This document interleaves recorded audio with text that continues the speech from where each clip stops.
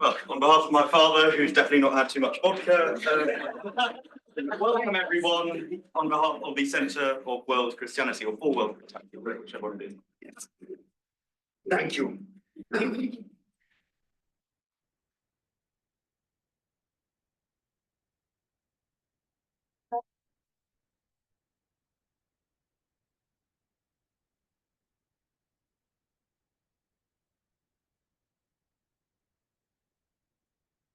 Oh, sorry. Oh, so we're still waiting for our main speaker back. He should be here very soon.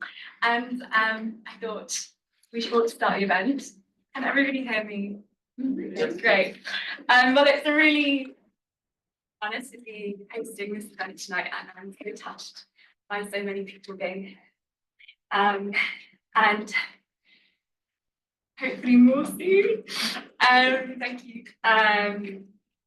Before we fully begin, I'd like to thank Professor Lavin, who's really helped get this going, and also secured a visa for our guest speaker, Mithaq, who arrived yesterday and faced many obstacles in getting here. And still getting here, but we'll be here soon. And actually, Iraqis do face many barriers when it comes to getting to the UK. So hopefully he'll discuss that also. This is the university, as many of you know who study here, that encourages critical engagement with international law and global justice. And so obviously we can't discuss Iraq without acknowledging the legal fault lines left by the invasion. Many of us on our LLM international law course will know this inside out, but discussions like these tonight are important for reflecting the actual impact of the conflicts that we talk about.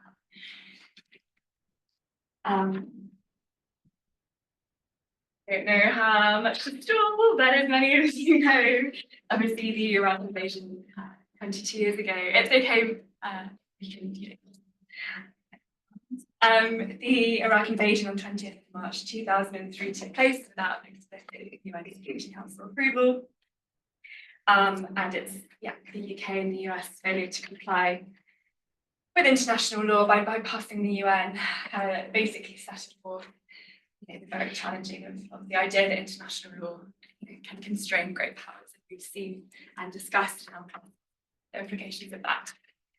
And beyond its international implications, obviously the war has left behind a deeply broken justice system, which we'll discuss as well, and realities that our guest speaker knows about. So this is a discussion hopefully not just about the past, but about the future. For Iraqis born in 2003, and some of whom you can't see them yet, but they're on the screen. I hope they can see me. Well, you don't have to put them on, but they're joining us from the American University of Iraq in Sulaimani. So that's Maya, who's a final year student and a good friend. And they'll be joining the discussion also to share some of their reflections. What the war's legacy means to them, how it shaped their education, activism, and freedoms, and what their hopes and fears for the future look. And after Mithaq's speech, or perhaps before, we'll be hearing from an incredible panel of speakers who are sat in the front here. Haida al-Shakeri, who's a researcher at Chatham House, focusing on Iraq's governance, youth engagement, and security challenges. Rada Salehi, who's an Amnesty Iraq researcher, specializing in human rights violations, data accountability, and Zainab Maji, who is a SOAS postgraduate in anthropology and is working also with the Marine Network at UCL on cultural heritage and higher education partnerships in Iraq. Maya, can you hear me? Yeah, I can hear you right now. Hi, everyone. We need to fix that, but she can hear me. Maya is a final year student, originally from Baghdad, majoring in international studies in the Kurdistan region of Iraq, and she's graduating this summer. So she'll be saying a few words about her perspective. I'm afraid we don't have refreshments. As this event takes place during Ramadan, if you need to leave for iftar, you will have to do that. We're recording this event. I'm sorry. I have a book. I wanted to pass it around with some pens if people wanted to write reflections or messages, memories, or complaints about the event. You can also do that too. But I had a small sort of gathering under the Brandenburg tour in Berlin for the 20th anniversary when I was living there, and a lot of Iraqis joined who are now living in Germany, and I had this book and they wanted to write messages, and then last year I attended a talk with the founder of the Iraq Body Count Project, and funnily enough had this book and so took up notes. So I thought, might as well keep writing in it, and it would be a lovely way to mark. Share your own thoughts and reflections. So to start, we're turning to Ada Al-Casey, who's over here, if you'd like to come up. Or we can play the film first. No, I'll come up actually, and then we'll play the film. Okay, great. Ada is co-founder of the Jumal Media.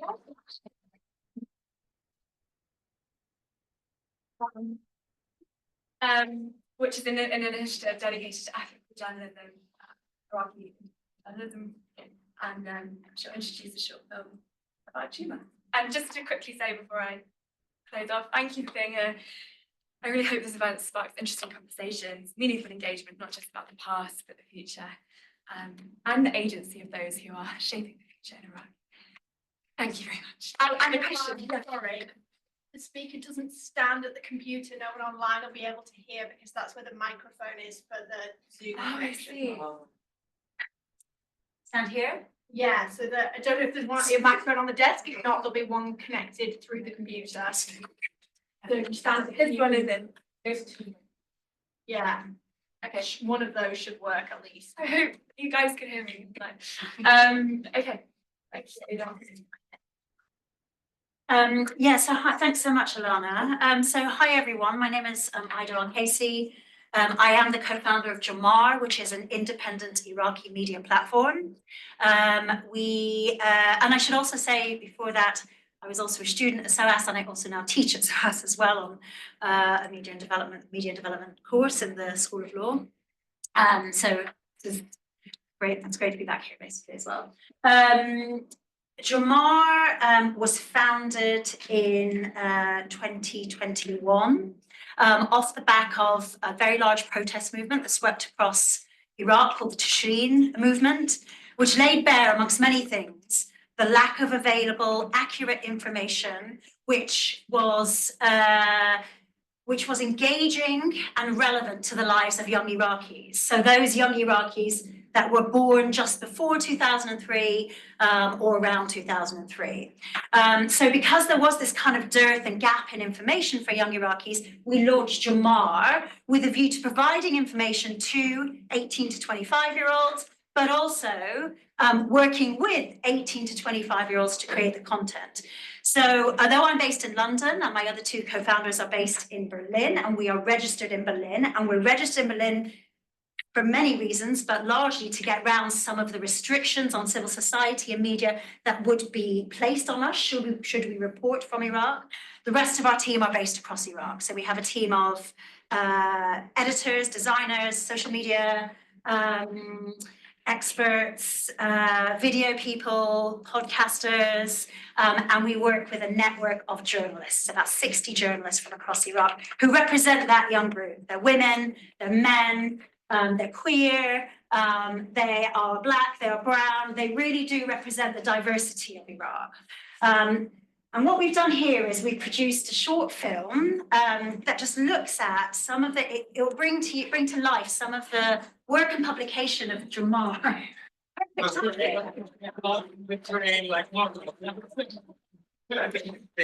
much for your very. We're gonna watch Jamar. So it's just a 3-minute video, which will just show you the types of things that we do. Everything, all of the work that we do is informed by young people in Iraq. So those people who were born around the time of 2003, they're the ones who come to us with ideas, they're the ones who design the ideas, they're the ones who write our stories, they're the ones who produce all of our social media films. And I'll just say as well, at the end of the video, there is a QR code that if you click on it, it will take you through to our social media platforms, our website. And then also, in case you want to donate, we have got a crowdfunding campaign. We're an independent media, so we're funded entirely by donations in the international community. So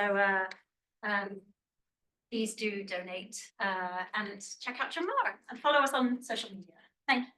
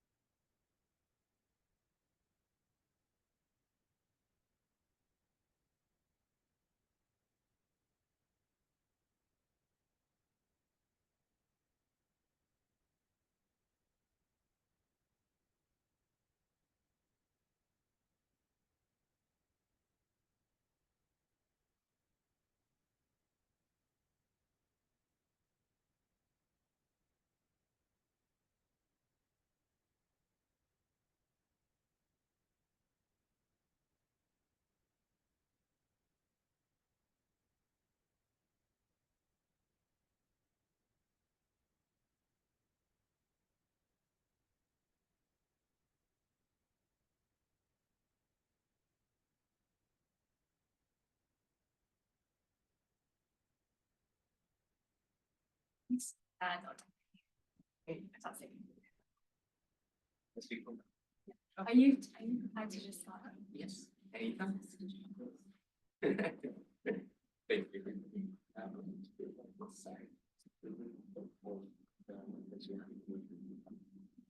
you. Okay.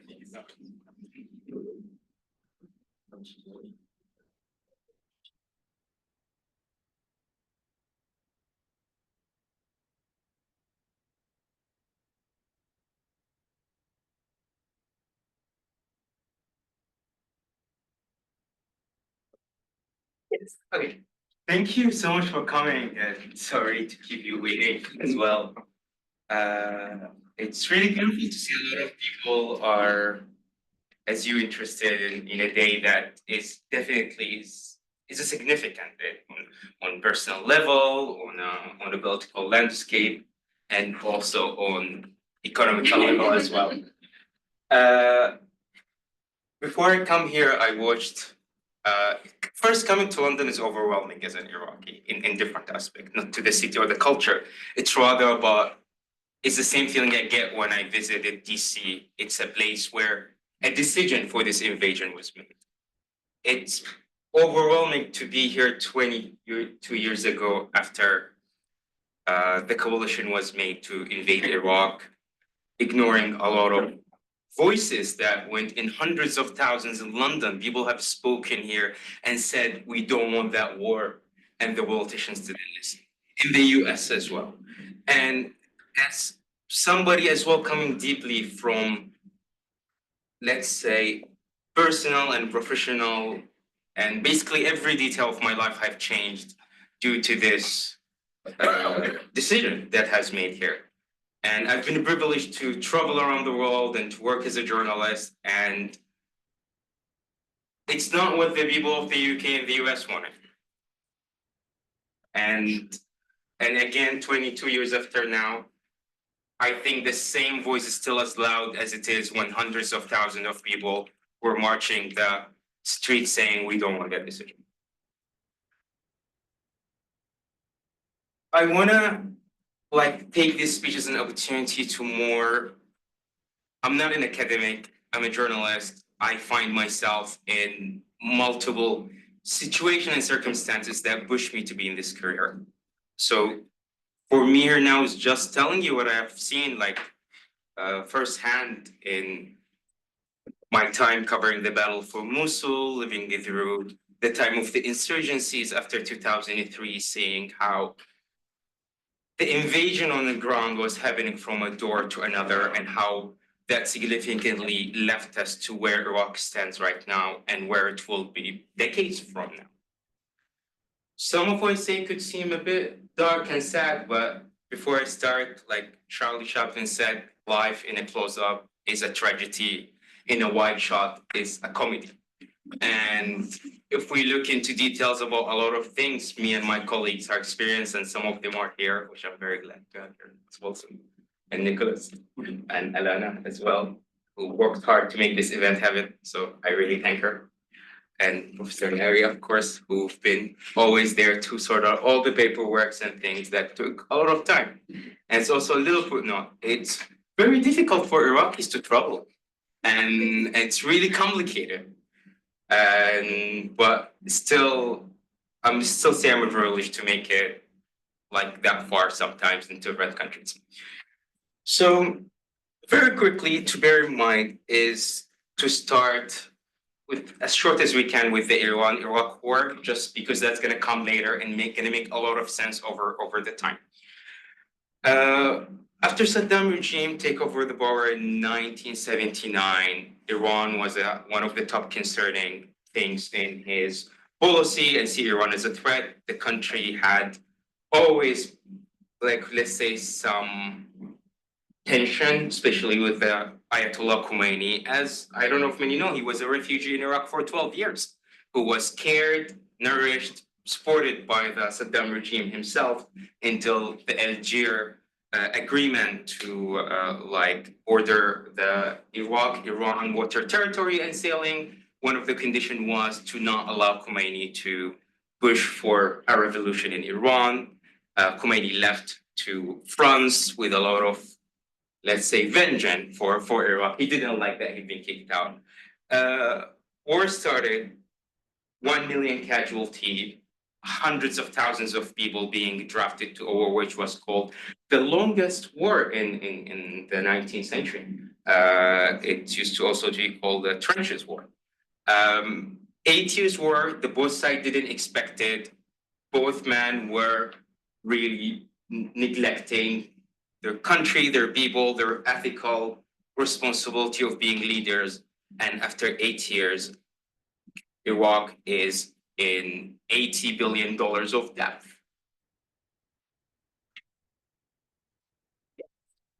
And leading to this, we were like getting to the Iraq-Kuwait war, and then 2003, where more my experienced lunch in understanding what's happening in the country. So a bit maybe about me, as Alana lined up this, is I'm a journalist. I started my work when I was 17 years old, covering the Battle of Mosul after being displaced from the war. I come from a town called Ramadi.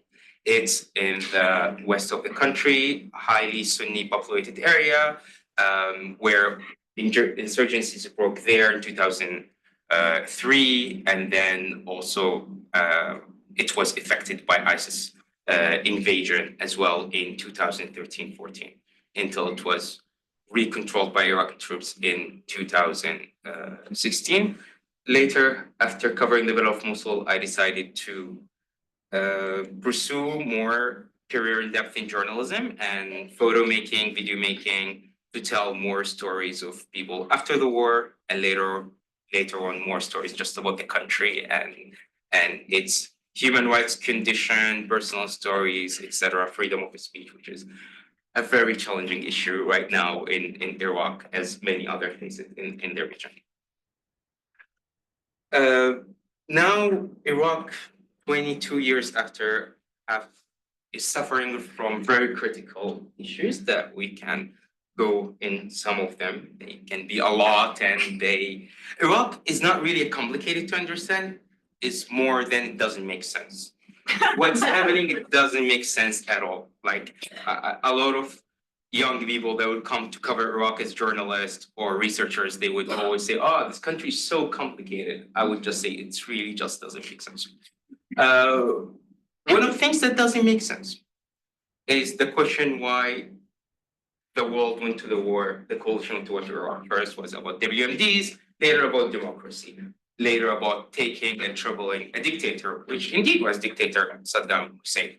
But I was surprised looking today at some laws from the Ba'athist regime that is still used to this very day. One of them is Article 226, which specifically say the government has the right to persecute any person who would tackle the reputation, honor, respect of the state. So this is very vague law, like so many that are still made by Saddam Hussein party to persecute anybody that would criticize him. I had friends who were in my hometown her homes were swatted with teams of armed men dragging them out of their bed because of a Facebook post that they do criticizing a local mayor. And that's happening everywhere. There is young artists who've been arrested, convicted for years, or even disappeared just basically because they want to just express the freedom of expression in Iraq right now is very concerning, and the international community doesn't really care about it right now. Iraq, as long as Iraq is not in an active combat right now, the international political system doesn't see a concern to interfere on the personal level. They let the Iraqi government do that. And corruption is a word that is used a lot in describing the situation in Iraq, but I think we miss big comprehension of what does corruption mean. Corruption means in many cases in Iraq that your son could die because you don't find this plastic tube that you necessarily need for your surgery. At one point, I was working with France Press in Baghdad, in the Baghdad Bureau. And in one of the nights, I get a call that a children's hospital got burned on fire in south of the country. We sent our reporter, and we're lucky the Minister of Health of the country was there coming to check on the situation. And I'm quoting what he said. He said, usually, and the fire was caused because of a short electric mass not following safety standards. He said, and I'm not kidding you, he said, usually when there are fires in children's hospitals, there's hundreds of kids die. It's a positive thing that only 4 died today.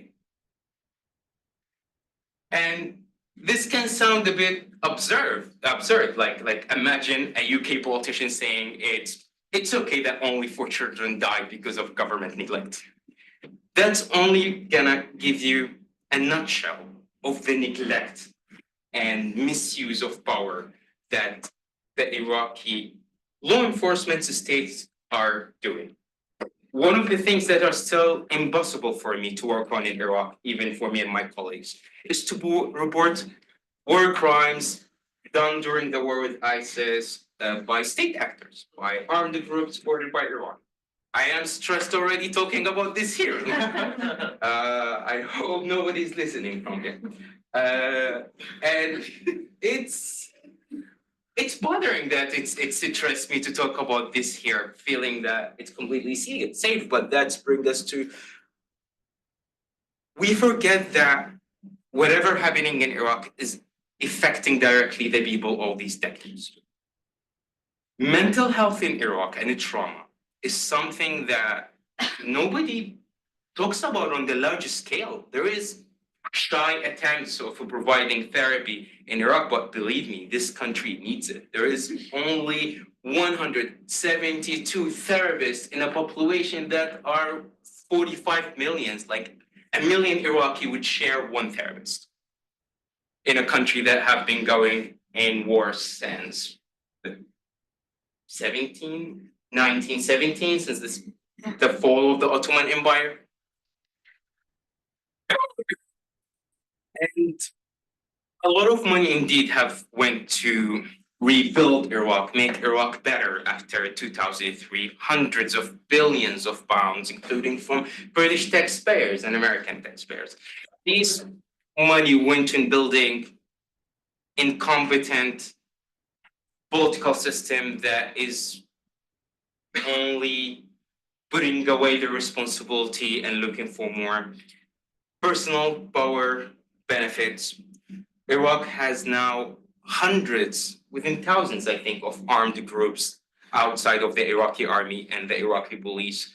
Around 70% of these armed groups are directly armed, trained, supported by Iran. And coming back to this note about Iraq-Iran war, like why Iran went so much into like interfering in Iraq that far. There is activists who were complaining about how Iran water management is affecting Iraq. They get arrested and tortured by Iranian-backed militias. It's not about we gonna make your day bad, we gonna make your entire life bad. Yeah, sure. But can we put something on the screen? Yeah. Should we talk through some of the work you're going to be? Yes, exactly. And put it right.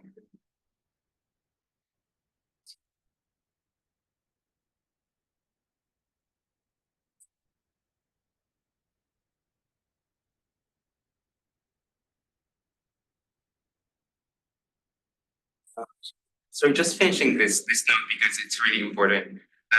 So after the Iraq-Iran war, Iran, they made a decision that basically there shall be no situation ever for Iran to be in a place where they're gonna have a frontline war with like the same one that happened with Iraq. And basically supporting these militias was it's a part of the strategy that basically Iran is making kind of a trenches to protect themselves from ever being in a situation like it was in the 1980s, and which bring us to the partnership that basically the Iraqi government have with Iran, it's a bit frustrating because I see a lot of politicians and armed groups that they really see themselves as partners with Iran, but unfortunately, what we see from facts on the ground, they are just being kind of a trench to be attacked and then to stop further attacks on Iran in a way. There is no partnership with Iran based on mutual interests, which the both countries totally have. Iran fled Iraq with a lot of its products, basically making local production of agriculture and the products to be at its minimum, to see Iraq as basically a way to escape some of the sanctions that have been imposed by the US. So Iraq has just been always kind of a cash grab for Iran in one point. Can you talk a little about your work and your experiences as? So here's just some photos I took through some journeys and stories around Iraq.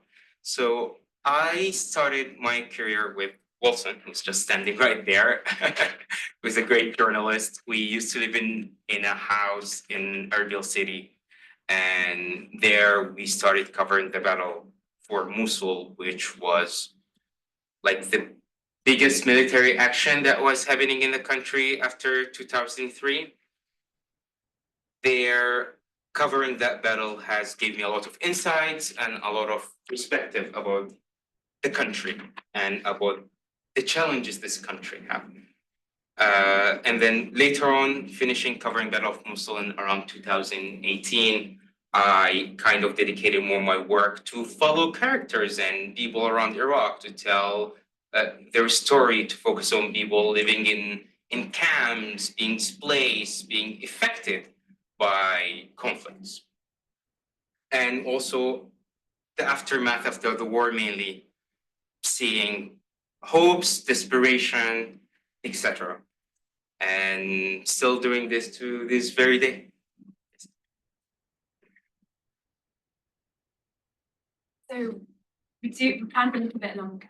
Did you want to talk about your experiences as a child growing up, or did you not want to? No, up to you. It's fine. It's Do you? I mean, did you plan to? Yes. Okay. Yeah. Well, growing in Iraq in 2003 as a child was really confusing and also very impacting to this very day. I remember like walking into my family living room when I was 5, seeing like Saddam Hussein on TV giving his last speech before the invasion started, seeing how my family is stressed, seeing how things are about to change. And there, one of my relatives came in with a duct tape, and he was taping the windows. It only made me curious why our windows in our home is being taped. And there's no time or energy to sugarcoat things in a situation like this. And my family told me that they are taping it because if explosions happen, windows, like the glass in the window, would not turn to shrapnel, and it can be easier. There was, at this time, you would expect American troops breaking into your door 4 in the morning, 3 in the morning, looking into your clothes, your belongings, moving the family here and there multiple times a week, looking for insurgents. The neglect of the coalition forces in their rule of engagement was very clear and present in dealing with combat in populated areas and neighborhoods. I remember the Americans had sought a military base just next to our home. It was like, what, 600 meters, 700 meters? And this base would get attacked on weekly, daily basis, and people are stuck in the middle. And I remember as well how people were really losing hope. People find themselves in a day or a night in an active battlefield that is going from a door to another in their neighborhood. Their life have went upside down. this is when also I started my family, my community. I started to see them getting more conservative. People were holding on religion as they lost of they don't have options for this to end. So people tempted to be more leaning to religion, to be more conservative.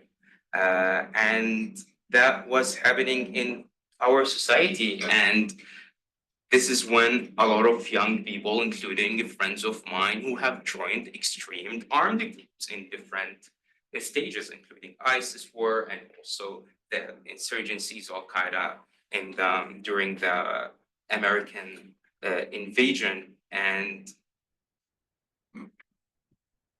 I think for us, like we hear this word terrorism a lot in Iraq. It's war on terror, making Iraq safer away from terrorists. But I think this word terrifies the West more than us in the side, or this word is not enough to describe how do we get here.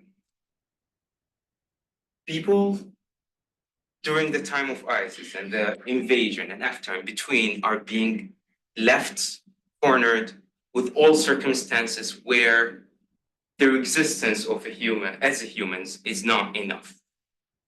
There is no care for them, and it's survival for the fittest in a way. And that is a part that we should really consider when we look in conflicts. We should look at what people have been going through.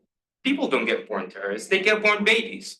They like have fun and play. It's something that I see personally, some people that circumstances and war and neglect and corruption push them to be violent, push them to join militias, made them like go into a route like this. And that's to be said, like fighting terror in Iraq has always been fighting it with terror.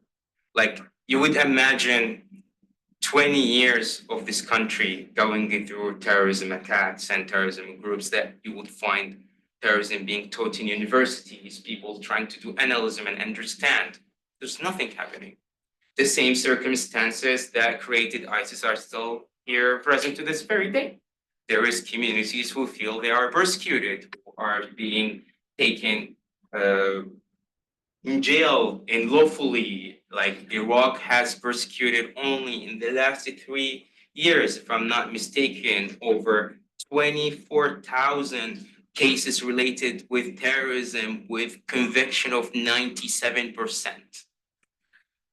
Well, we don't want to go a lot of details into the Iraqi court, but believe me, that is such a high rate of conviction on the trials that are very questionable, not by me only, but by Amnesty International, Human Rights Watch, and what we call for is not to release of people who committed the crimes, but rather to give a fair trial for everybody.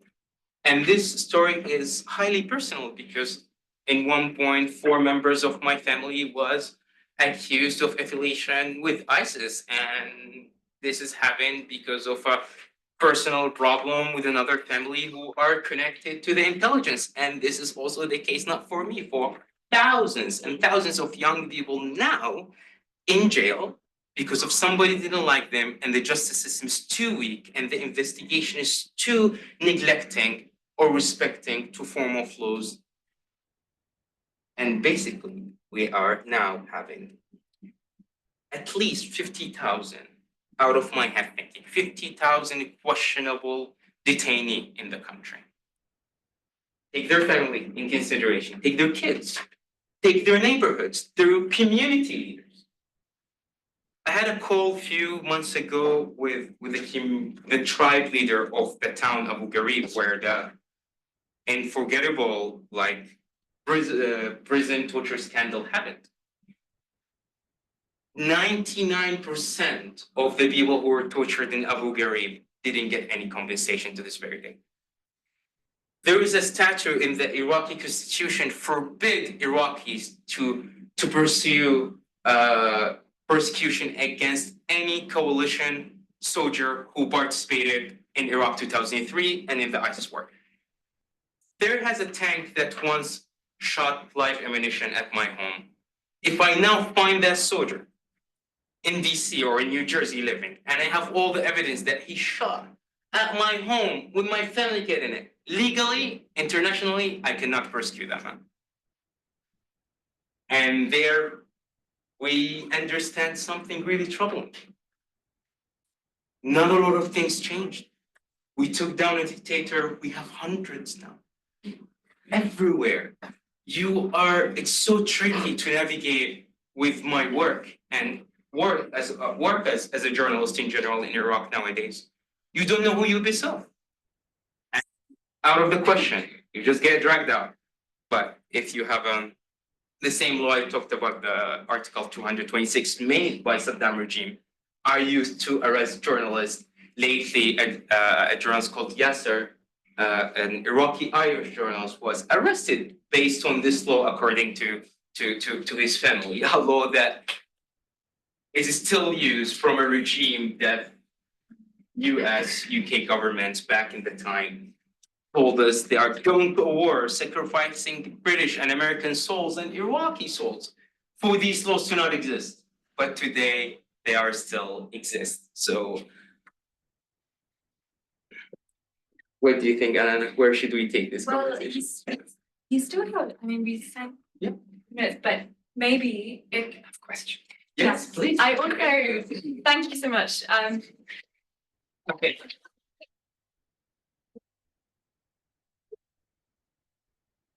Since it's 3 hours ahead in Iraq, do you sit down? Yeah, I'm sure. Maybe we could bring Maya in. Hello, can you hear me? Me still can. Yes, I can hear you. Can everyone hearing me? Yes. Is my voice clear? You professors in the show. In which case, Maggie, do you want to come up to the front? Is it We're following your instructions. Yeah, do you want to come up here? Do you hear one? Can they hear us?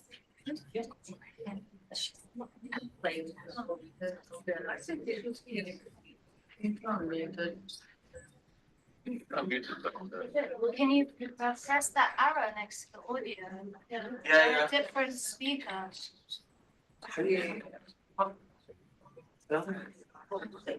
You need like, yeah. So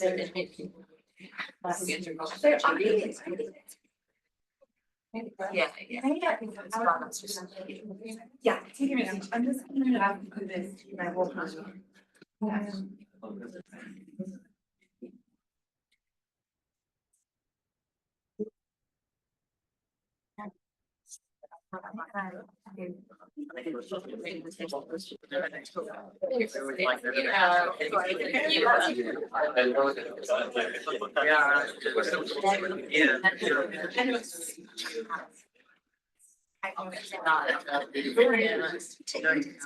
I live in a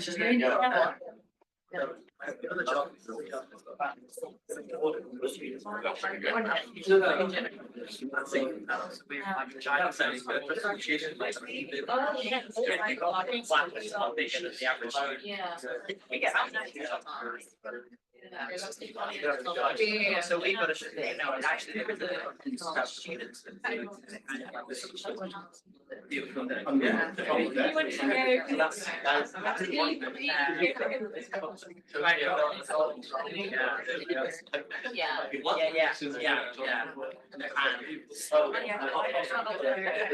Same not smoking. Cigarette.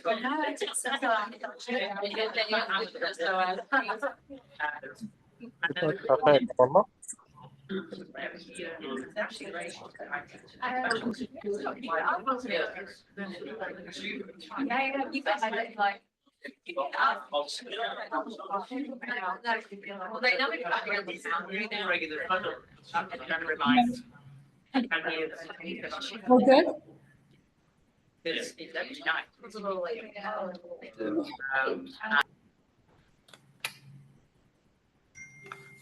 Crazy. That wants to be arranged. Okay, while we're waiting for Mayan to join, we've been texting. Yeah, we're in. Bye, Mayan. Can you hear me? Oh, okay, that's something. Sign language. Can you hear me here? Yeah. You can hear me. This microphone is working. Right, so now I've got to the others to have some comments, reflections on what Mithaq spoke about, and also to talk about your work. We'll start with. Thank you. Hi, I'm Raz Saleh. I'm the Iraq researcher at Amnesty International. And I'm going to just reflect on what Mithaq said and how. So I've covered Iraq for 10 years since I always make a terrible joke of I started with ISIS. Oh my God. Thank you. My first laugh. A little horrible joke. So I want to just reflect quickly, and you'll have to stop because I do waffle on what Mithaq said. But starting with, I think a lot of people might have been confused as to why we started with the Iraq-Iran war. But in order to understand the Iraqi experience with violence, state violence, you must take it from the beginning. You must take every person's experience from the beginning. They have not been through one cycle. Every cycle has impacted that experience and cemented the suffering for each person, even young people. So I think we're all guilty of ignoring what our parents go through in Iraq because we think their cycle is over. A new cycle, and everyone has said that people have been through in the Tishrin protest. Most of these people were not even alive during Saddam Hussein's reign. They've been through the cycle of violence that has taken place since the invasion.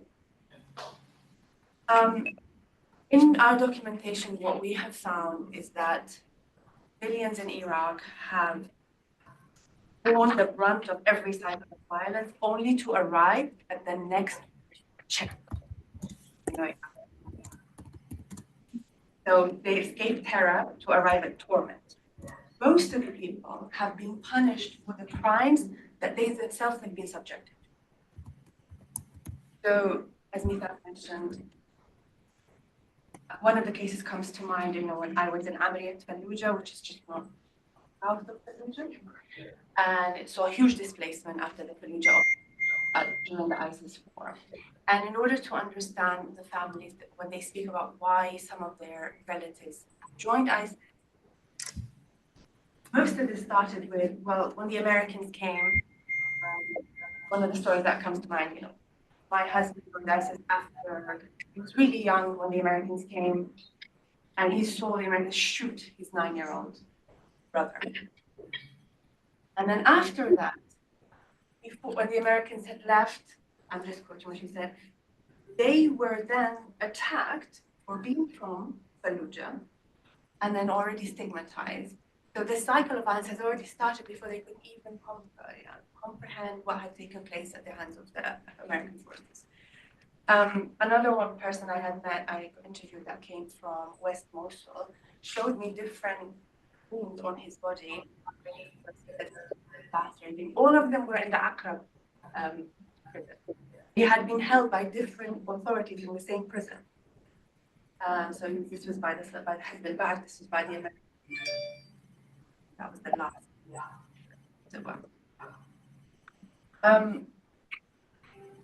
I was in Chatham House last year, and someone said something that really, and obviously I work for Amnesty, so I don't have that. I'll get finished. Someone said something that really irked me, and it said, after the Tishrin protests, all Iraqis, they don't want to be Sunni or Shia, they don't want to be Kurd, they just want to be Iraqi, they just want a country. And they're bound by this sense of nationality. It's true. But if those layers of violations, of stigmatization are not addressed, then you are building a nation on very shaky grounds for people to have disenfranchised.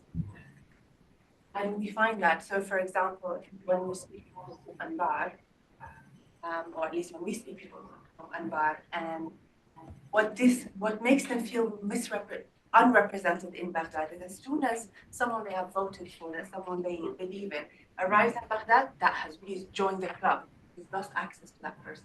You no longer represent your interests.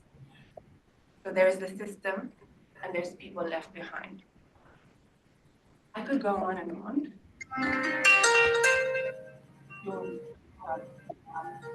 But what was really telling in the Tishri protest, for example, not a lot of people spoke about the fact that no, an embargo is not in part.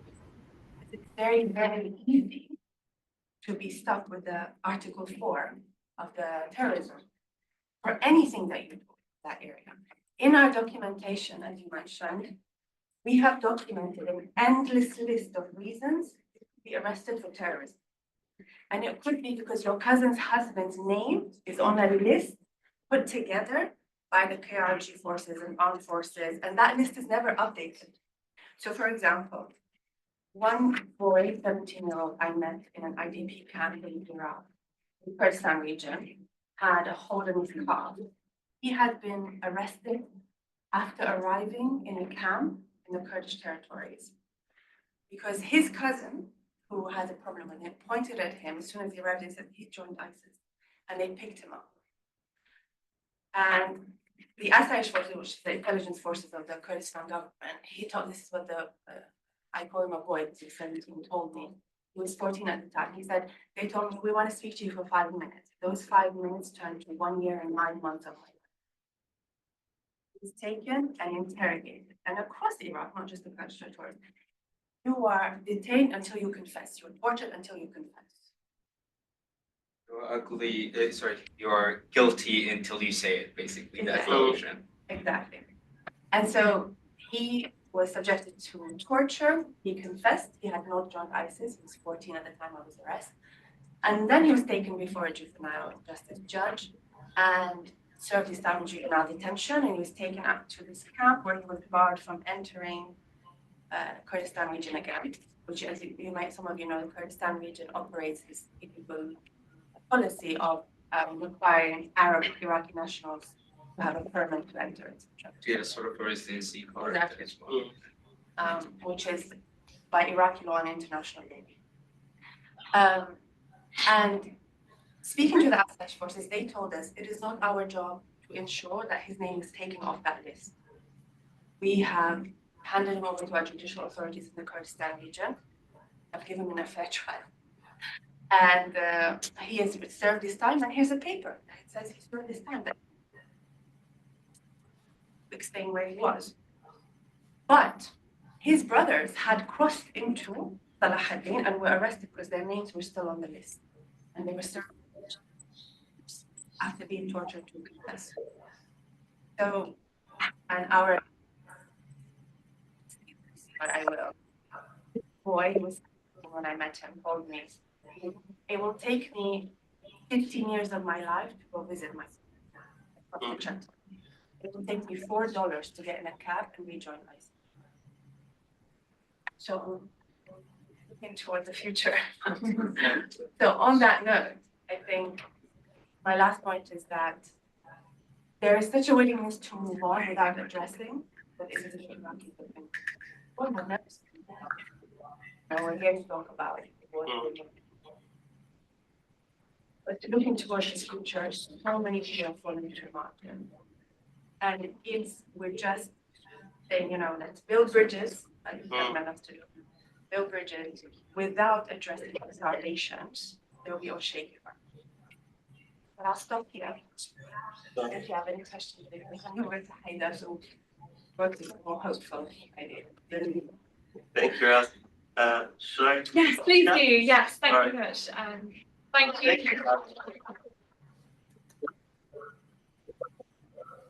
Yeah, Hayden. Yeah, hi everyone. My name is Haider Shakri and I work as a researcher at Chatham House.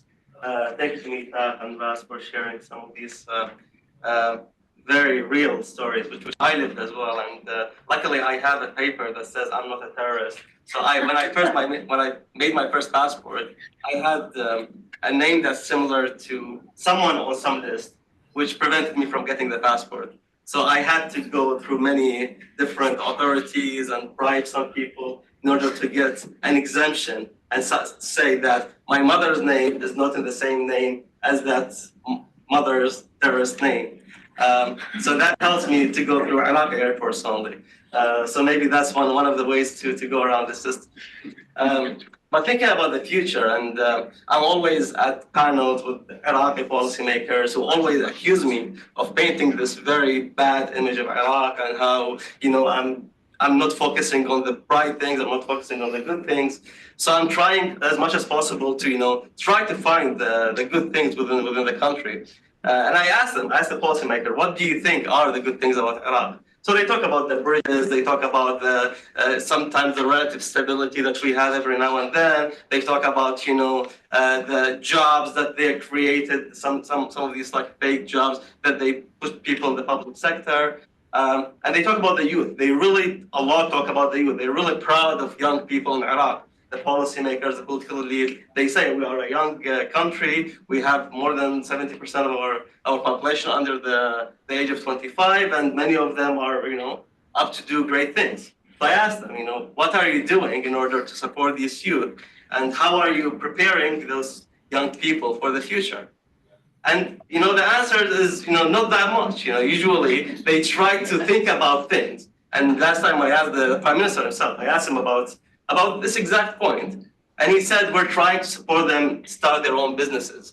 So he gave me examples of like a young person who has a bee farm and very small examples that they're trying to support, but that doesn't really, answer the demands of 700,000 people that are entering the job market every year, one way or another.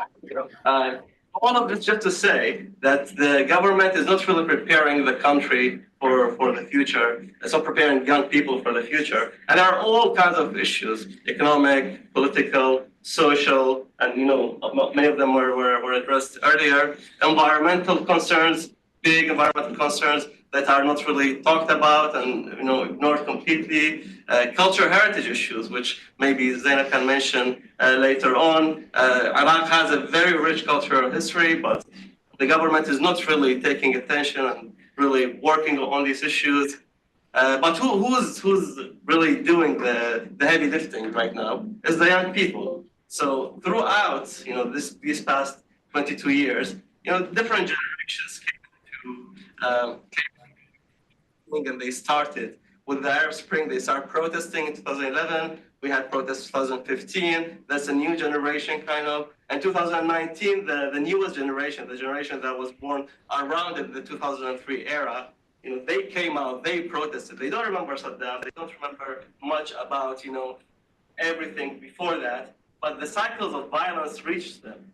They see the corruption, they see the political elite, they see the destruction of the resources of their country, and they said enough is enough. And they went out, they protested, in various cities across Iraq, from the south to the middle. Of course, there are reasons why not all governors went out to protest, but they did demand, a country. They wanted a homeland. They wanted their resources to be utilized in the best way possible. They see the Gulf countries, which probably have much less resources than them. They have much less populations. They have different sort of capacities, but they see them living a much better life. So they say, why not us? And the government's response to those demands were violent again. So there were 600 people who were killed, thousands, tens of thousands who were injured. Many were disappeared, and the kind of cycle continues. And the political elite, they really learned a lesson from those protests, and they started really targeting, whatever early signs of protests, of activism that are in the country, of them one way or another. And that's where we are seeing now, utilization of old laws, old Saddam Ba'athist laws, like, the penal code itself, or some articles within the Constitution, or the terrorism law, Article 4. All of these laws are being used one way or another just to arrest people and to prevent any sort of mobilization from happening. How the young people are trying to overcome this one way or another. I tried really hard to look into those. There are many different ways of oppression. There are many kind of barriers to young people engaging within the political elite, engaging within the system, trying to, be part of their own future. But what they are trying to do, and I hope to hear also from our colleagues in Iraq as well, because they will talk about it from their real experiences. They're trying to see those obstacles and trying to go around them one way or another. So they're utilizing what I call everyday politics. They're little everyday actions that they are utilizing around their work, around their studies, around their different kind of movements in their everyday lives to try and make just a small interaction within their direct environment. Mithaq talked about his work, and that's all of it is everyday politics. It's very political, but at the same time, he's not really engaging with the political elite. I think many of the young, activists, scholars, researchers with us today, they will talk about these issues as well. And this brings me to my second and last point. Many of them, they're trying to, even being actively constructive. So they're trying to resist the system that they're in a constructive manner. So they don't try to go face to face with the political elite, with the political system that's trying to oppress them. No, they're trying to find ways where they find middle ground with the political elite, one way or another, to try and make the best out of the situation that they're in. And that doesn't mean working with the political elite. It means finding good people in certain positions, because in every certain ministry, in every certain place, there are a few people who know how to turn on the light, who know how to bring in the power, who knows how to do the actual job. And there are, 1,000 others who do absolutely nothing. So those few people, they are the ones who actually want to help Iraq. And the young people, the activists, this is one of the ways that they can navigate the system. They work with those small, little kind of nodes within the system to try and make something out of the way that they're doing this. So I'm going to stop here, but maybe we can talk about some of these actions later on and we have the platform. Thank you.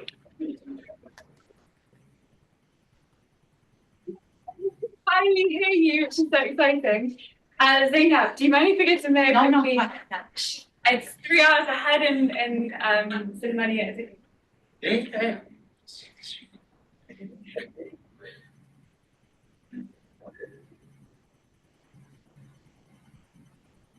I think Okay, yes. Thank you so much. And it's great to have you here and some of your students also online. And we were chatting yesterday about how your degree is going and your hopes and plans for the future. Maybe you could share with the audience a little bit some of your reflections on everything we've discussed so far tonight, and also what you're hoping to do after you graduate, how life is at AUIS, what it's like studying as an Iraqi from Baghdad in the Kurdistan region. And yeah, Maya is an amazing person. We worked together for an article a few years ago and have kept in touch. And she is one of the amazing women who is going to create an even better country. And we can finally hear her voice, I hope. So first of all, can you hear me clearly? Yes. So good evening, everyone. I would just like to say it's an honor to be here today, collaborating with SOAS University, reflecting upon the invasion of Iraq, but importantly, looking forward among our future in our country. I'd really say it's an amazing to have a friendship with Elena and Mithaq. I know Haider as well. I'm looking forward to know you more, everyone. It's my pleasure. Starting to give a brief about me, I'm Mayar Haytham. I'm joining from American University for Iraq, Sulaimani. I'm studying international studies. I'd like to point out and to the acknowledging of incredible, what I've heard from you guys. Especially there's some stuff I'd like to point out that Haider already mentioned is what we express as youth, what we want. And I think that having space to express our perspectives, our ideologies, This is one of the main points to like invest in our minds. Like literally, Iraq have a very great youth minds that it's definitely will create a very huge input and insight in Iraq. I would start to like to start to explain one of. Is everything okay? You can. Yeah, can you hear me Yeah, yes. clearly? Okay, yeah. So, what I really want to talk about, it's clearly that history has shaped us as a youth. And as someone who belongs to the generation born in 2003 and after, it's something like a world legacy. It's something we inherit from our parents, relatives, friends. I would say books, documentaries, but future is something we can build. Um, Changing, like transferring from Baghdad to university in Kurdistan was kind of a challenge decision because leaving my parents, living alone, depending on myself, that was a huge thing for me, I would say, from side of university. But choosing international studies was one of my aims. It was a kind of a push from my father as well. I think that importantly nowadays we don't need, or I would say we have enough of engineers and medical sectors. It's enough for us to have more. I think we need more for people who can create like decisions and can work in the aspects of sharing their perspective with authorities. I would say to shape some stuff in country, such as like we have a huge problem with unemployment rate, which is one of my concerns after graduation, what I'm gonna do and what I will do in my life and what would be my role and duty toward Iraq. This is a huge point, I would say, and challenge that will face us. Um,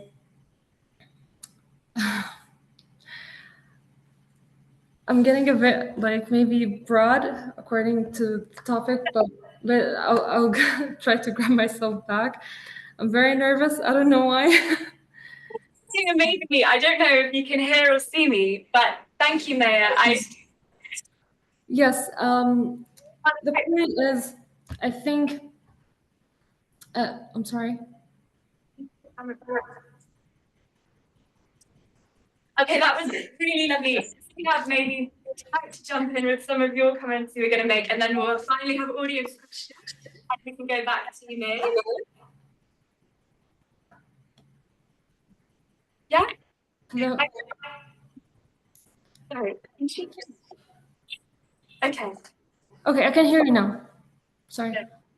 So Zainab, who's also studying at SOAS with us, works for the Noreen network, which also, like Maya was saying, shows the importance of academic partnerships, investing in initiatives working in Iraq, working to sort of preserve cultural heritage. And it would be wonderful to hear a little bit of your reflections of this. And you've been with him for about 2 years, I think. 4 years. Oh my gosh, sorry. And 2 years here. So my name is Zainab. I work at UCL's Nahrain Network. It's part of the history department. So what we do is we fund research projects in Iraq that focus on history, heritage, cultural heritage. And I mean, I know Iraq has a very complex history, as we've heard. And I think younger generation realize that. And there's this shift in the way Iraqis see their history. So we have the, pre-2003, I don't want to say old generation, but, they romanticize a lot of, their history. And I think the way they view their identity is very different than post-2003 Iraqis who now have the opportunity to kind of shape their own identity, and they're shaping their own view of what it means to be Iraqi, which is very different than, you know, just looking at their own parents, or maybe their even older siblings come from a very different, just a different generation. Not that many years, but lots changed in a very short period of time. And I think from like just looking at the projects that we've been supporting and funding, we see this shift specifically with cultural heritage, because I think it's not a new concept, but a lot of cultural heritage right now is being threatened in Iraq, whether it's by climate change or by you know, just migration. A lot of different, you know, indigenous communities are being just vanished. You know, if we look at the Mandaeans, and I feel like right now there's projects that are, I mean, just looking at every year we open the call for grants, and I see very interesting projects where people are bringing, for instance, the Marsh Arab language. So they want to document their words because they're very different, but also it's about raising awareness about and having pride in these words, because I mean, the general kind of like, if you speak Shrugi, you know, there's this negative connotation, kind of like, oh, you know, it's, so they're kind of being like, oh, well, actually, these words are Sumerian. They want the younger generation to be more proud of the word, these words. And so there's only like a very few people who still speak these words. And so they've created like a dictionary of English, Arabic, and Marsh Arab. And it's really cool. Like, for instance, like reeds, you know, like in Eskimos would have like 20 or 50 words for ice, but you know, the Marsh Arabs would have this many words for it. So that's just an example of how the younger generation are taking these stories and these narratives into their own hands. And I mean, I feel like I want to end on this positive note, because listening to you guys has really depressed me. But like, if you look at the social media, I mean, they're taking to these platforms to raise awareness about you know, about their cultural heritage, and they're so excited about it. We get a lot of projects about, you know, archaeological sites and how we can rejuvenate, you know, the tourism industry, and the Bedouins, and just, you know, just this, you know, this pride they have in their history is, I think, something we should all, like, you know, be inspired by. So, thank you.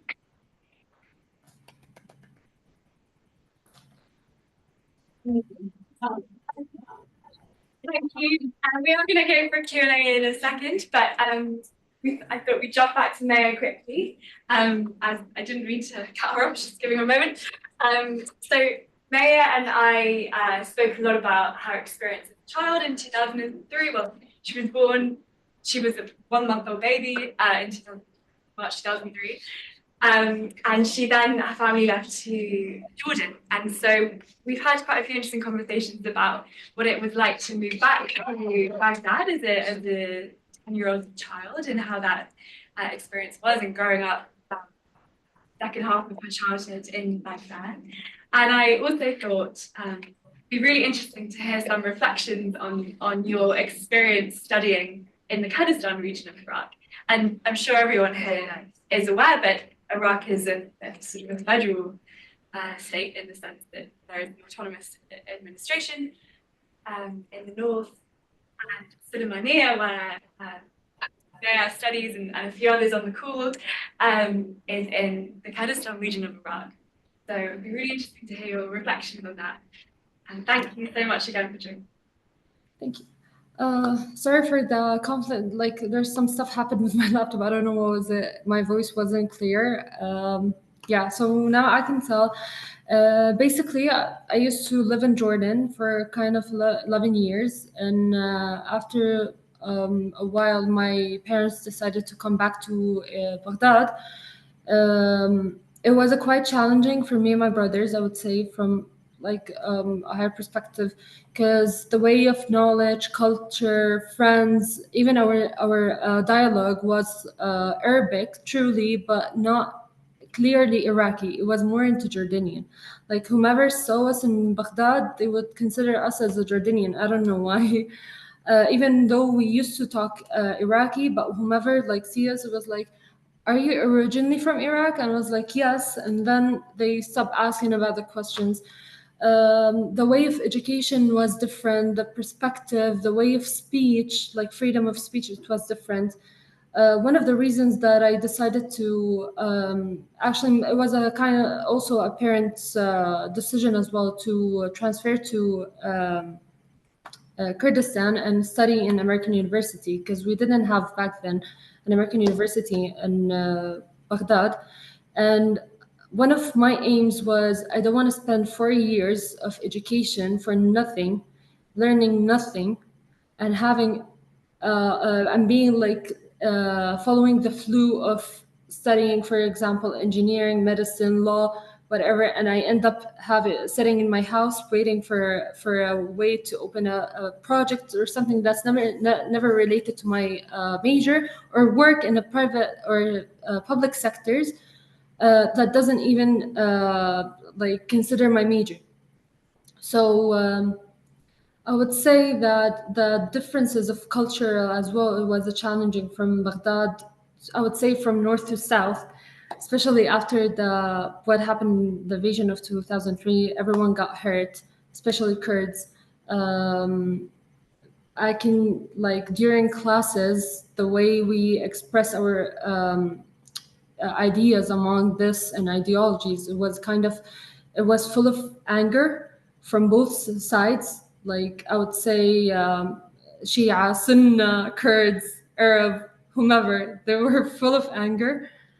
The point is, what I really want to point on is, I don't want to be unrealistic, but I think it's enough to consider history and as a way and a path for our future. I think it's important to know our history. It's important to study it. It's important to know it. But I think it's the inherent that we're getting out of the stories that we're listening to, and among our history, it's hurting us because it's affecting our decisions as a youth to among our, I would say, government and our ambitions. For example, me and Elena, once we've discussed it, and I mentioned it in the article as well, like many students, they're aiming to leave country as soon as possible. They don't want to stay at Iraq, even though they have a very wonderful minds that we really need in Iraq to rebuild it. Like a couple of months, we had a kind of a guest in our university, and I was very disappointed. One of the students, they were asking us about like our perspective among studying abroad and stuff. The disappointing point that a lot of students, they said that we're taking education and studying abroad as an excuse to leave the country. And that was very disappointing, because I know I can't blame them. Literally, I can't blame them. And I can't like stop in front of them and was like, no, we need to stay in the country and work for that. No, that doesn't work like this. I know their aim is finding stability, job opportunities and stuff. And in my perspective, I think that university and organizations and even the government could provide this stuff, workshops, entrepreneurships, encouraging the economic awareness more about private sectors, having like investments. This works that could lead like a kind of, I would say, how is it like, it will like give a hope for these people to stay in Iraq, like not choosing a country to leave to find these stuff. It's like, Yeah. because like I mean, valuing this minds of youth in country can rebuild itself. However, if we create like an environment for young people to invade or succeed, fewer will feel that the importance is to stay, not to leave. They will choose Iraq to stay for it, and we want to track them. So, and I think we did also a workshop with IRIS Haider Shakri was with us, it was kind of like accountability among different cases in Iraq, such as the water scarcity. And this was a good opportunity. We found a lot of youth people with minds who have the very good ideologies to consider and find solutions. And instead of relying on people who's aged like 40 or 50, that doesn't even fit the technology and the way of thinking nowadays with youth, I think this is a very important point to use this youth and these minds to invest in this country. I agree. Thank you very much. Sure.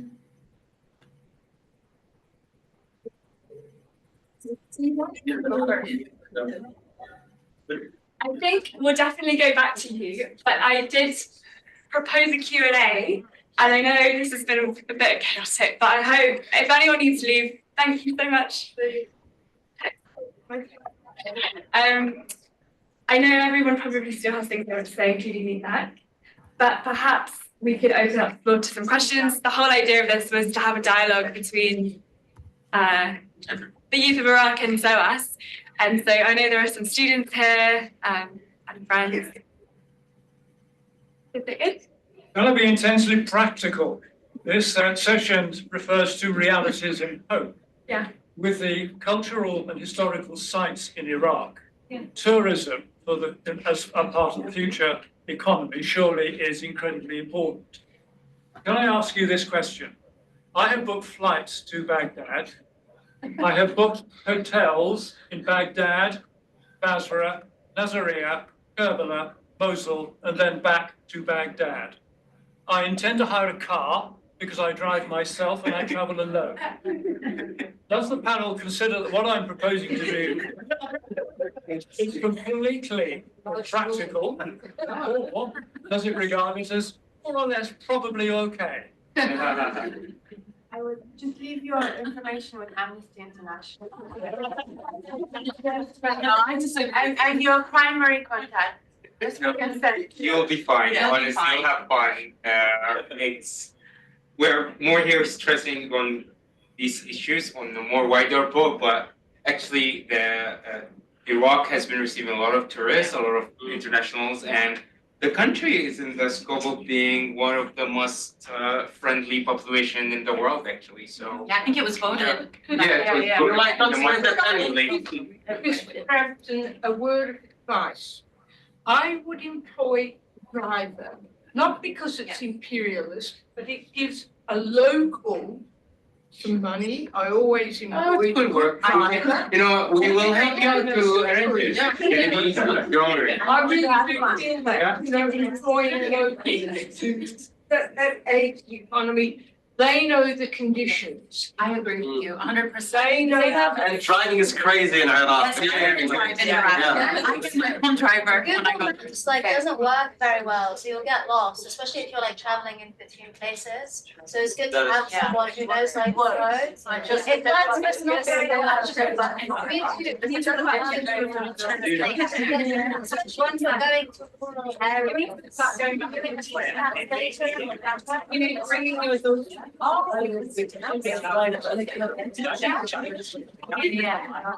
Wait, I just wanted to mention that after the Pope's visit, tourism in Iraq went up by 500%. I think a lot of people now are interested in going back. I mean, even the youth, again, the younger generation, my own daughter, one of them, who was born in Canada and, you know, raised in Canada, and she's as Canadian as they get. And, you know, she told me, I want to visit my country. And I took her for the first time, and, you know, just last Christmas. And she, you know, she had a blast. And I was like, I felt like she could go and, you know, do it, not alone, but I mean, it's safe enough. It's very safe, actually. I mean, I don't think you need amnesty for, it's very, very safe. Yeah.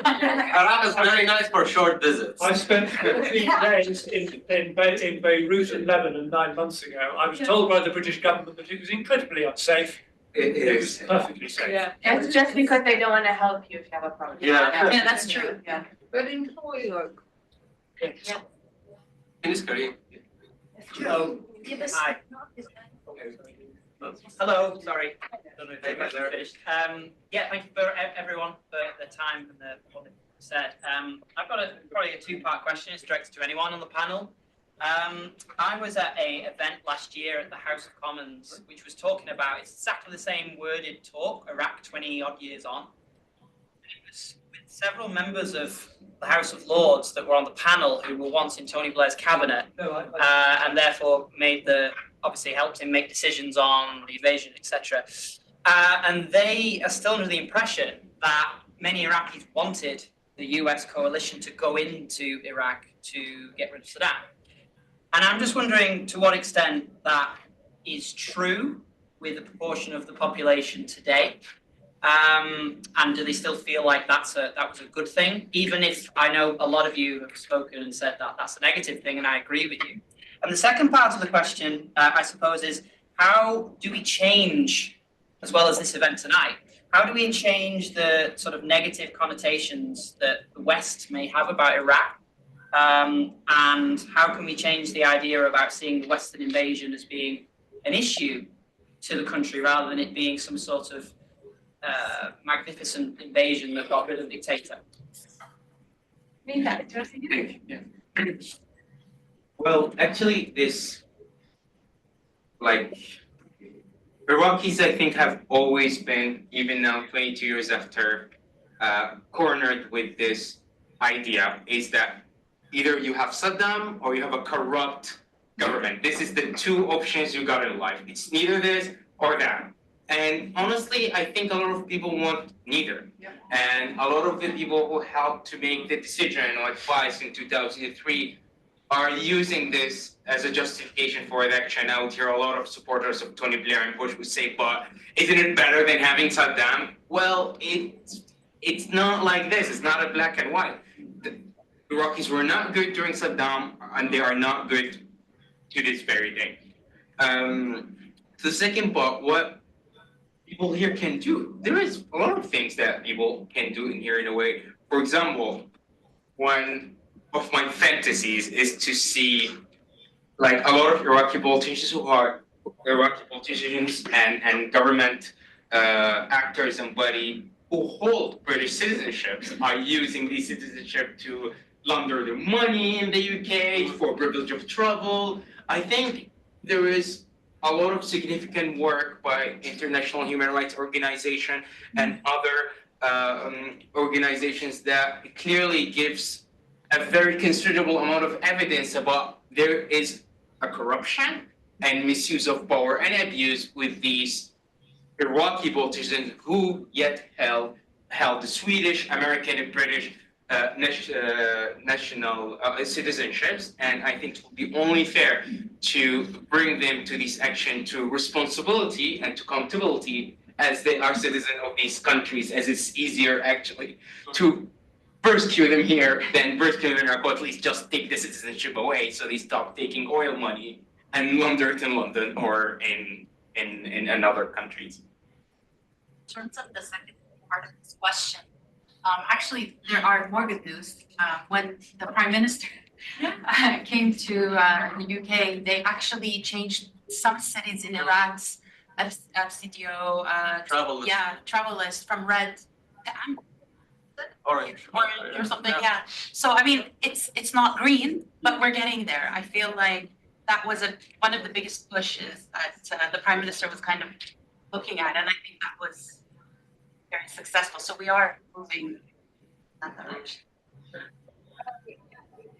Can I ask you a question? Yes, please. Do you mean that how do we change the perspective that it should have been this magnificent rescue? And that it's not, and how should we move towards it? Yeah, I feel like there's still a lot of thought that I think amongst, I'm a history teacher, and I did teach the curriculum on the Iraq War, but there's certainly this perception that there was the need to remove Saddam in the way that it's happened, and I'm very much opposed to that, how that is taught to young people. But also the generation that probably were adults when the invasion happened, I think they still have this perception that the British government were doing the right thing. And I know there was a massive anti-war movement at the time, but it still has passed, it's kind of passed people's minds. Yeah. And people see Iraq today as, I mean, a lot of them sort of combine it with the majority of the Middle East, which suggests it's extreme, it's civilized, and you know, there's nothing we can take from it apart from maybe going to Dubai once every year, you know. So I'm thinking, how do we change that perception? Sure. Not just for the younger generations, but for adults. I think the first thing is your act what took place. There is no doubt that Saddam Hussein was a dictator, but there is also no doubt that American and US forces in Iraq committed crimes against humanity and tortured civilians and killed children and killed women and entered homes and arrested people en masse, arbitrarily, treated them like animals. They had a rule of the 100-meter rule, we're all aware of it. Yeah. If you get 100 meters close to any US property, you will be shot. At one point, I was doing capacity building with activists in Sulaimani right before the Supreme Court, and we were explaining IHL. And I was saying, you know, war will happen, and so we need rules around it, right? And so one of the good examples they had was one of the activists who trained with the US forces. He said, they had a very good rule. They said, if it's a child, shoot him in the leg. Yeah. Don't kill him. So if we tell the truth, then we tell the world that, as Mithaq said, Iraqis don't deserve either Saddam or this invasion. They deserve a third option. And I think that there is no way that by holding people accountable is where you change the perspective. Just one last thing. Also, like, if we talk about between people like us, like in these two countries, it's just really hard for people to travel. We need more ease to make Iraqis access UK and Europe and vice versa. You get to see it firsthand. And now, pretty much, like, any of you could now plan you, sir, have a plan around Iraq and you will be returned fine. It's still okay. You're going to have even, like, nothing going to be, like, stolen from you there, basically. I feel more scared for my phone in London than here. We should worry more about the tourists who steal from Iraq, like that geologist. Yeah, well, it's controversial. But yeah, it just, people have to access more to each other. I think that really helps more in the long term as well. Any other?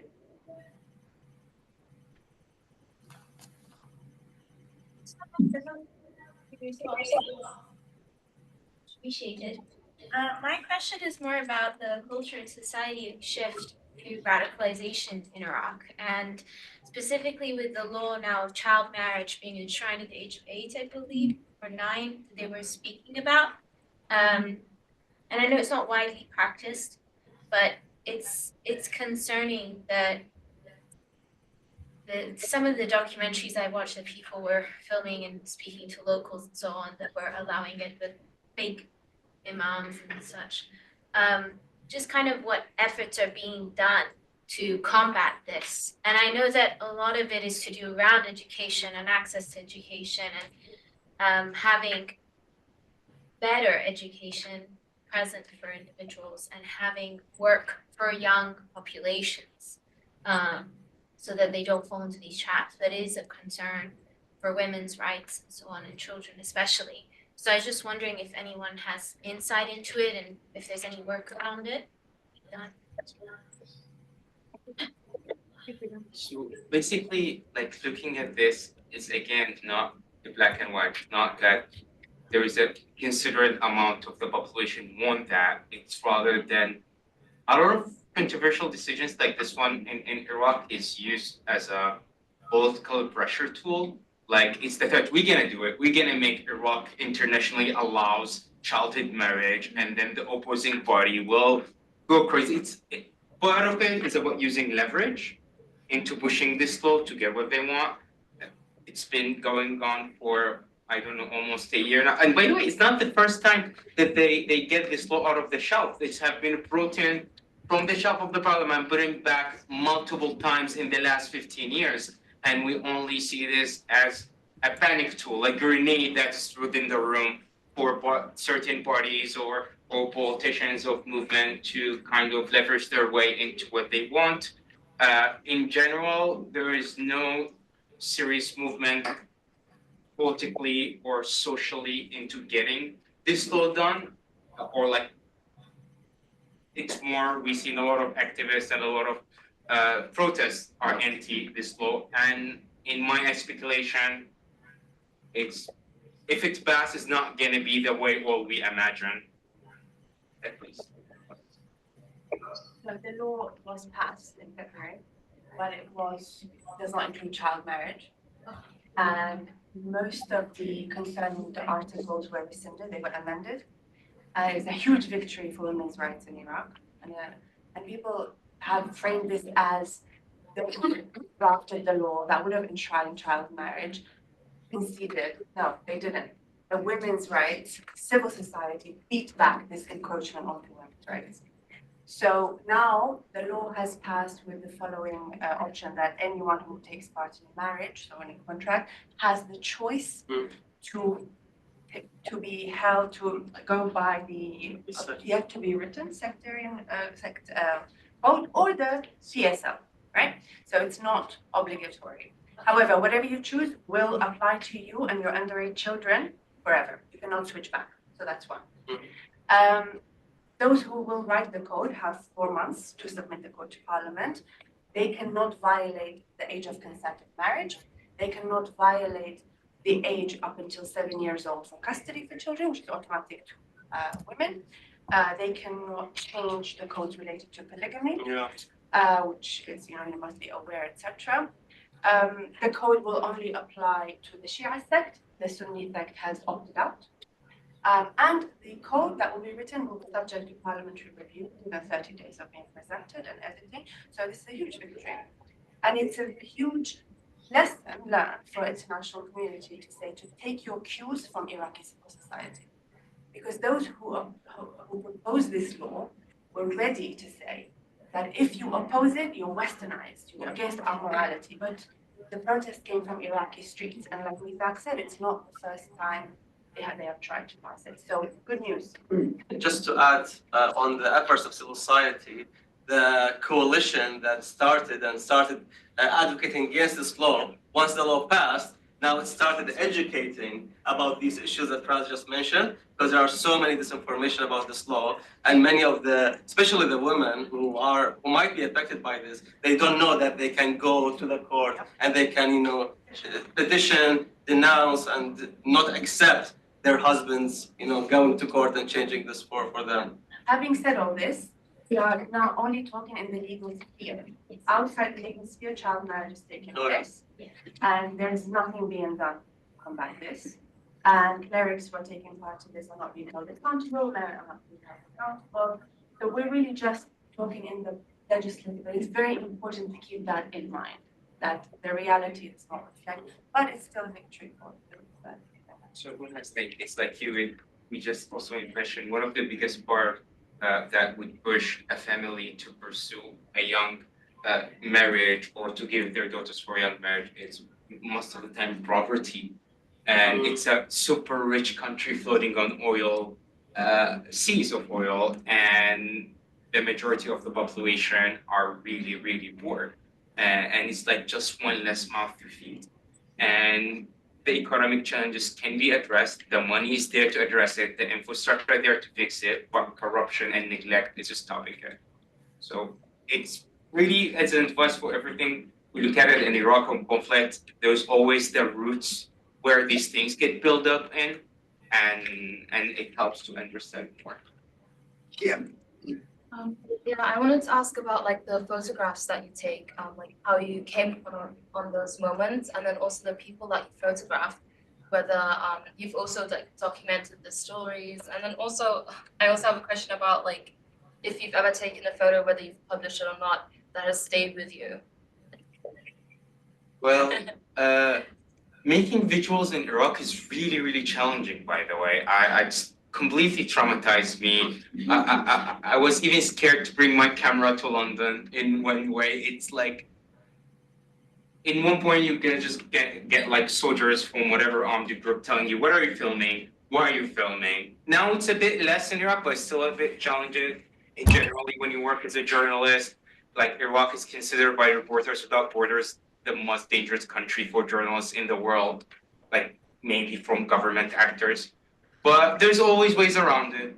There's always a way to hide your camera, to say you are going to visit a cousin, or take another route, or take a driver who know the way. But photographing people in Iraq is really rich. It's filled with a lot of story of joy and sorrow and a lot of different aspects from these people life, which I'm very privileged that they let me get into it and stay closer. She talked about the marshland and others also did here, and I just came from a trip 2 weeks ago from this area where I spent days with people, seeing their day-to-day life and their practices, and country in general is beautiful. People have stories and people are so resilient. They want to really live. And maybe one of the stories that really could stand up for me, I don't know. There's just so many, to be Playground honest. Grey. We could show the pictures from Playground Grey. Oh yeah, I think they're more up. Yeah, they're up. Okay, sorry. There's also a question on the Zoom which is linked to this. Yeah. Which Just go down a bit. okay, one sec. Let me just read it. Wanted to ask, what would you advise any journalist or someone who has similar experience as to you? So this is from an Iraqi journalist watching in Iraq. What would you give them as a piece of advice to continue or overcome what you've seen and lived through? Any tips or tricks? Well, I don't know. There's like, I end up my shooting day with 2,000 photos sometimes, but I'm just glad you can go to the photography section. Great. It's up there. Okay. Thank you. So I don't know really what pictures stand out, but it just having people who let me so close to them in their sad and in their happy moment. It's kind of what is mean to me more than the picture itself. Is the space that they let me in occupy when I'm that close to them in general. I can put it on the screen if you want to talk about Actually, there's a project that was interesting to do. It took like a few years making. There are like these some photos of it. It's like it's a story about 3 Syrian Kurdish refugees who lives in a camp near the city where I live, who've been a refugee since they were like few days old, and now a few months old. Now they are, when the project was done, they were 14, 12. It was to follow their journey in the camp. How do they make memories? How do they play? And how they are still children, and how they find memories, and how they find time and ways to get fun even in a refugee camp. So the project was called like Playground Gray, because they are in such a gray area in their life, but yet again, even from young age, people keep living, people keep find hope even in the most desperate times.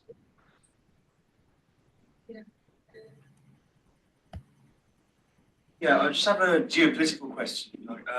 What do you make of this sort of dry canal project? Because the Iraqi government now wants to connect sort of the Gulf to sort of the Turkish border, aiming to sort of rivalise the Suez Canal. Do you think that's some sort of distraction by the government, or do you think there's a potential for prosperity in Iraq? Yeah, I think it's one of these projects that they were talked about many years ago, and they always bring it back to the table. But now it's actually with the collaboration of some of the governments of the regional countries. So some of the Gulf countries are also on board. They're talking to them, but the current government is on board, and they want to do this, and they started because there is a port right now. The port they've been trying to build it for the past 15 years, but corruption has slowed down the process for so long. So I have no idea how they're gonna build an entire road with railways going through the entire country to reach Turkey. Today there is political will, but it's in October we'll have elections, and the whole situation might change. Today, the companies that might have contracts for this might belong with this political elite. But the next government, there might be different priorities and different strength and nodes of strength. So I don't see it realistically happening within the near future, but it is a very strategic project. And if it happens, this would be a big win for Iraq and the region. Any questions for Mayang in particular? If there's anything we can put a question to her. Thank you. Earlier slightly, this idea that Iraqis now want to feel Iraqi, and there's the kind of the tensions between different social groups. It feels a bit smaller, and I was just interested to know whether amongst the youth, whether that's something that still feels like it's there, and if it is there, what you think can be done to unify people and maybe bring pride instead of distance between these different social groups. I'm just gonna write that. Because the voice is very like far from this. Sorry, Can I also ask a question to Mayar? Yes. Mayar, do you want to leave Iraq after you graduate, or do you want to stay in the country? Oh, I think I might leave only for education, but definitely I would prefer to stay in Iraq. Because like I think I can do something. Maybe it's very tiny something, nobody can notice it, but I can like for now, maybe what I've spoke, it can like encourage youth at least and make them think more about the concept of staying here, creating a country, building something that we're maybe destroyed it, but like there's always a hope for everything, and we're the future of this country. This country is a very amazing country. It has a lot of it's very rich. It has, like I would say, a very good economic investments. We have a very great minds. I think we need only to invest these minds and like collect it and put it in Iraq. I'm not saying to force them, but putting them in that area, it will change definitely. And I think the way of creating that change, it's all started from universities, because like there's something I told Elena about as well. In education right now nowadays, they have a like kind of a material or like a class that it's like a must, a core class they need to take to, for example, know about history and like wars, system, politics, but according to what they want us to know. For example, they have an exam to list the 20 crimes of Ba'athist, which is, I don't know what does that means. Like a 20 crime. I know they did a lot of so many crises, but like not that much. I don't know what they are putting in their minds, in their perspective, and how they are building their ideologies. That's why I always say, and right like nowadays, and what I've learned from my university as well, is to dig in more into the real of information, and like based on something we call the epistemology and antiology. It's mean where you got the information from and what make it right. So I think these are the key points for having a good set of mind for you. And you kind of answered the last question, but in case you didn't fully hear it, it was about, do you feel like there are still sort of sectarian divides within young Iraqis, maybe, for example, just in AUIS, for example? Does it feel different not being Kurdish? Do you feel like, I guess, yeah, I mean, what can be done to unify young people? Or does that even need to be a question anymore? Are we still referring to an old mindset? Well, basically, I was a bit open-minded. Like from that point, I was open to know more about their perspective, their culture, their heritage, their way, even the food, the way they dance. I was into this, but like I would say generally, a lot of people complained, and they kept the part of you Kurds and you Arab, you're this and you're this, and they kept discriminating each other. I don't know why. It's very like I would say shameful somehow, but I think that the connection between Kurds and Arab, especially here, and the diversity that we have, it built a really and reconnect them together. Nowadays I can see like a lot of friends, maybe that was like first years of university, no one knows, and everyone had stories from their parents and like aspects, politics, social media, a lot of stuff. But later on, we get to know each other more, we get to know about other cultures, we started to visit like each other hometown, meet their family. It was a bit different, like especially that there's like a barrier with the dialogues and language. But I think AOS is doing pretty good with this thing. They are offering classes for Arabic, for Kurdish.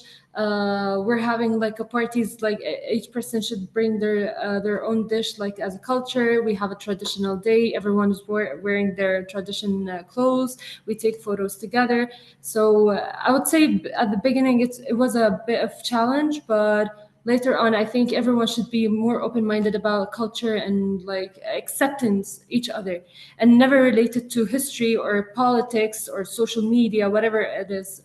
Like treat the person as it is, and that's what I really like about Iraqis. They always genuine toward people, and they act like very genuine with them.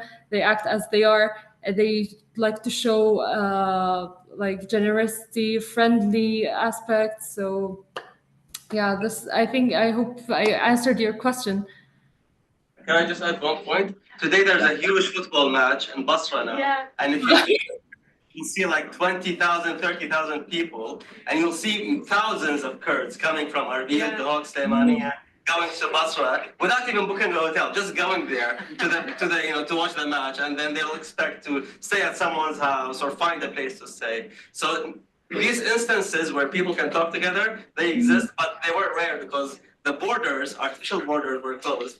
Now they're more opening up. I was going to say, there is Nowruz as well as upcoming tomorrow, and nowadays they went. A lot of Arab and Kurds went to Accra to celebrate as well, and like join the fire burning in the mountain.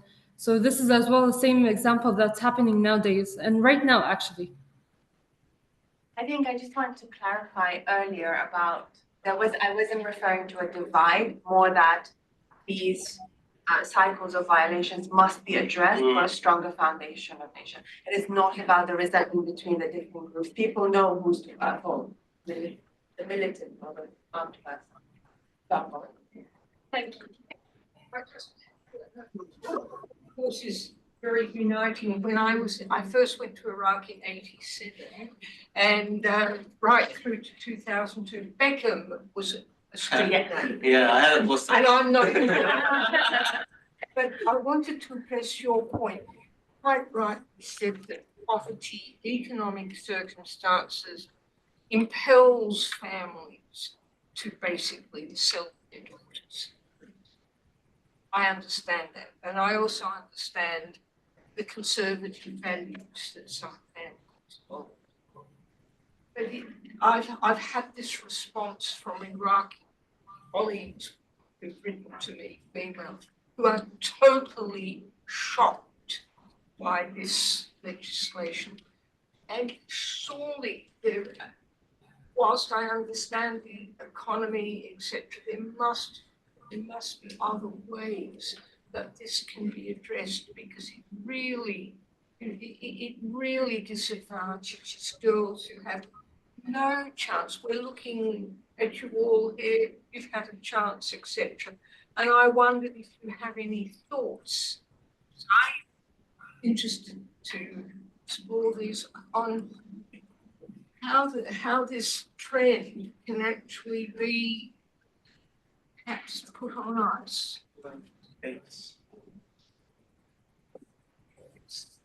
different answer for one problem or different approaches for this to be done. There's a long term and short term.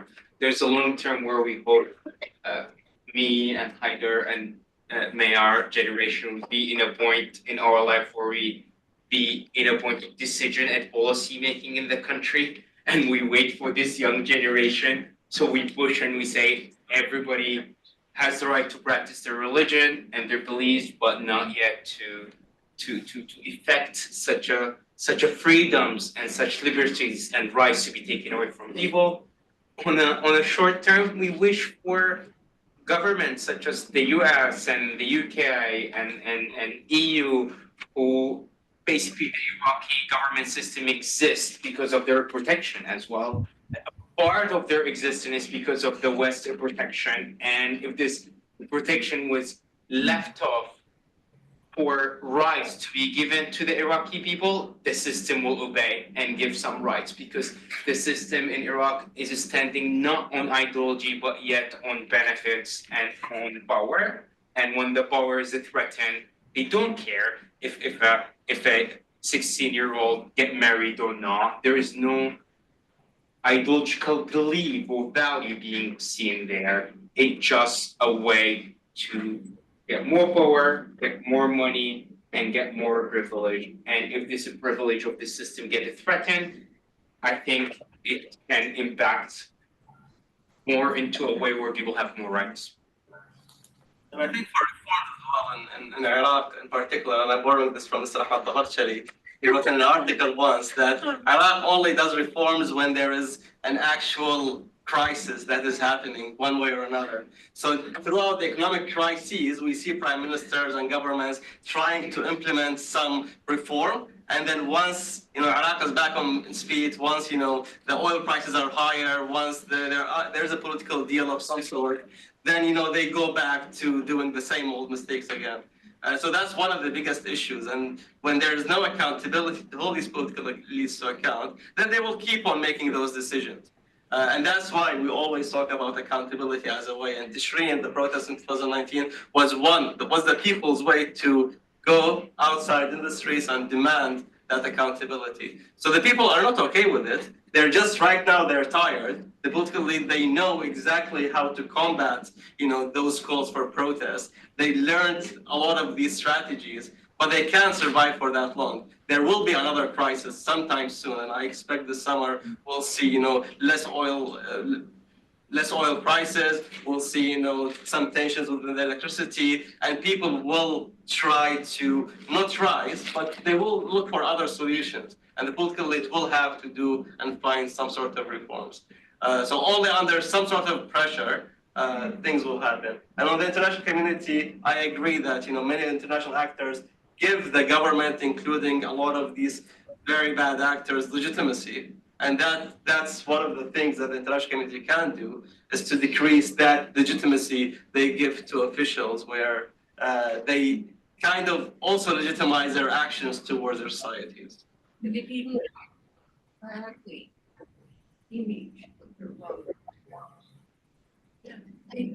is, as one Iraqi colleague said, we're not just going backwards, because the laws in the Babylonian and the Assyrian times were actually more conducive to women than what this, and that might be an exaggeration, but it is not that I feel in a country like Iraq, that's of course got a lot of trauma, but also got particular wealth, have this law through possibly economic and social.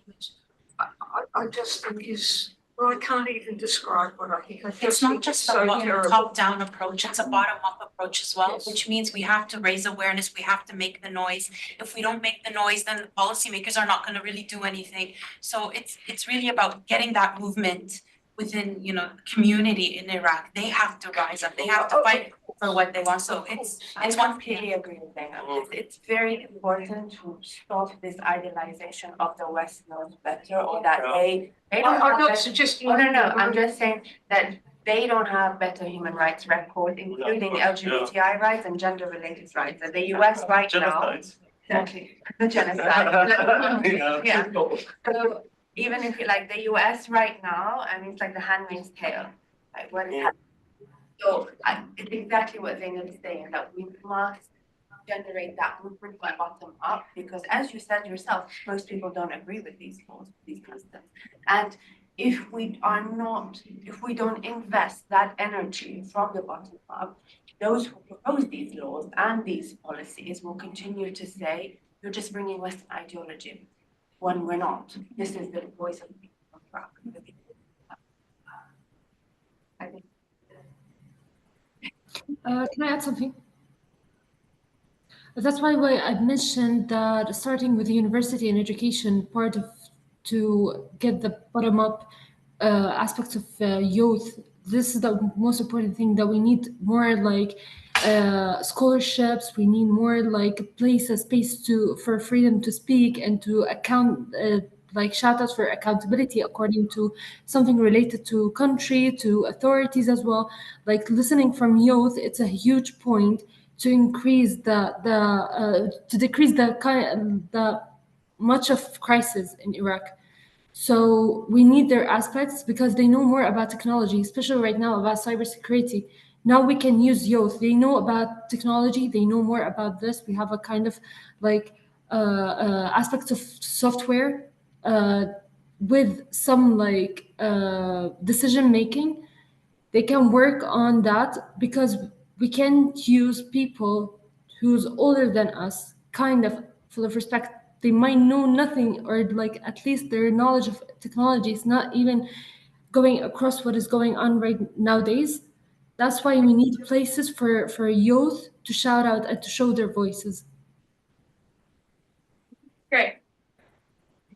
I just thought to all the way that we are, we are commemorating the 22 years since the Iraqi war, and it's all very important. We are speaking about that. I thought to mention that 22 years ago, I was doing African studies at SOAS, and I went to the demonstration before the war. And it wasn't a few thousand people, it was 2 million people. Whole London was full with demonstration. I couldn't believe. I went to demonstrate because it's such an absurd thing, but like, I didn't believe they would do it. It was so obviously a stupid idea. And there was maybe a banner saying that civilization started in Mesopotamia and it ends there.